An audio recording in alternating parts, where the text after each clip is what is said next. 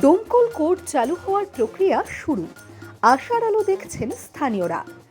ডোমকলের চকচকে নতুন কোর্ট বিল্ডিংটি তৈরি হলেও দীর্ঘদিন ধরে তার কার্যক্রম শুরু না হওয়ায় স্থানীয়দের মধ্যে হতাশা তৈরি হয়েছিল। তবে সম্প্রতি জেলা বিচারপতির পরিদর্শনে কাজ শুরুর বিষয়ে আশা জেগেছে স্থানীয়দের মনে।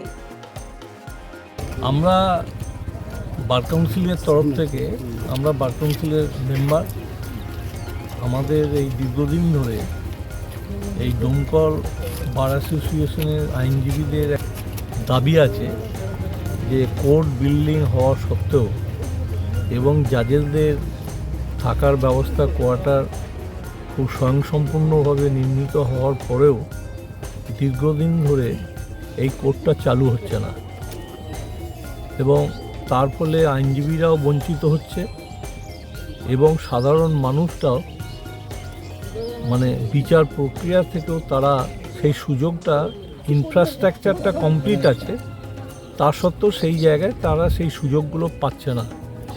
সুতরাং আমরা বার কাউন্সিল স্ট্যাটুটরি বডি, আমরা এই ইন্সপেকশন করার পর আমাদের প্রথম দায়িত্ব হচ্ছে আমাদের জেনারেল কাউন্সিল মিটিংয়ে আমরা ডোমকল বার অ্যাসোসিয়েশনকে অ্যাপ্লিকেশন দেওয়া এবং সরকারের কাছে, মাননীয় আইনমন্ত্রীর কাছে আমরা আবেদন করব এবং জুডিশিয়ালি মাননীয় চিফ জাস্টিস এবং জোনাল জজ জাস্টিস মান্তা আছেন, তার কাছে আমরা অনুরোধ করব যাতে খুব শীঘ্রই জুনিয়র জাজ এবং অ্যাডিশনাল ডিস্ট্রিক্ট জাজের কোর্টটা উদ্বোধন হয়। বেশ কিছুদিন আগে জেলার যিনি বিচারপতি এসেছিলেন পরিদর্শনে, তিনি বলে গিয়েছিলেন যে খুব তাড়াতাড়ি কাজ শুরু হবে। সে মতো কি কোনো কাজ শুরু হয়েছে এখন? কাজ শুরু হয়েছে, কারণ ডিস্ট্রিক্ট জাজ যিনি এসেছিলেন তার কিছুদিন আগেই বার কাউন্সিল এবং ডোমকল বারের যারা কর্মকর্তা তারা সেই জায়গায় দেখা করেছিলেন এবং সেখানে চিফ জাস্টিসের সাথে কথাবার্তা বলে ওনারা ডিস্ট্রিক্ট জাজকে অ্যাডমিনিস্ট্রেটিভ একটা ডিরেকশন দিয়েছেন।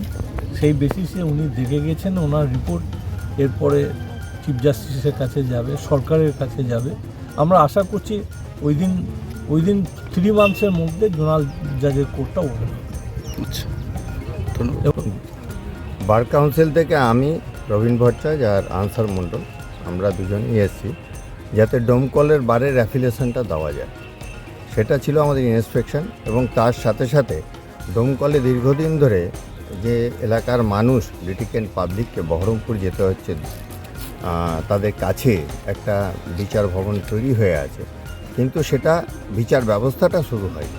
তাই বিচার ব্যবস্থাটা যাতে তাড়াতাড়ি হয় সেটা ত্বরান্বিত করার জন্য বার কাউন্সিলের তরফ থেকে আমরা অ্যাপিল রাখব যাতে উইদিন 3 মান্থস এখানে নতুনভাবে কোর্ট শুরু হয় এবং তার সাথে সাথে আমাদের যারা আইনজীবী বন্ধুরা আছে তারা যাতে মানুষের সেবা দিতে পারে এবং তাদের অ্যাসোসিয়েশনেরও অ্যাফিলিয়েশন আমরা দিতে পারি।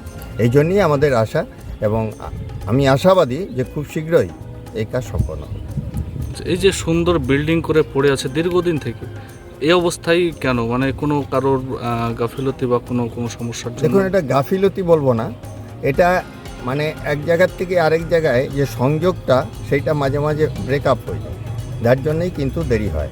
এখন যিনি জেলা জজ এসছেন তিনি এই সংযোগটা তাড়াতাড়ি করছেন এবং যিনি আমাদের জোনাল জাজ আছেন তিনিও চাইছেন তাড়াতাড়ি হোক, আর সেই জন্যেই কিন্তু সবাই আসছে দেখছেন এবং আমরা বার কাউন্সিলও এসে পৌঁছেছি।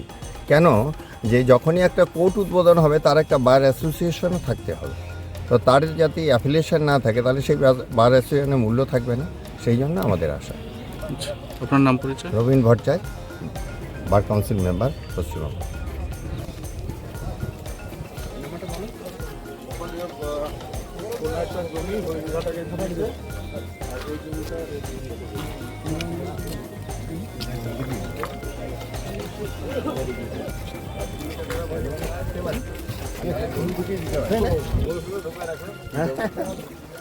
পরিষ্কার করতে করতে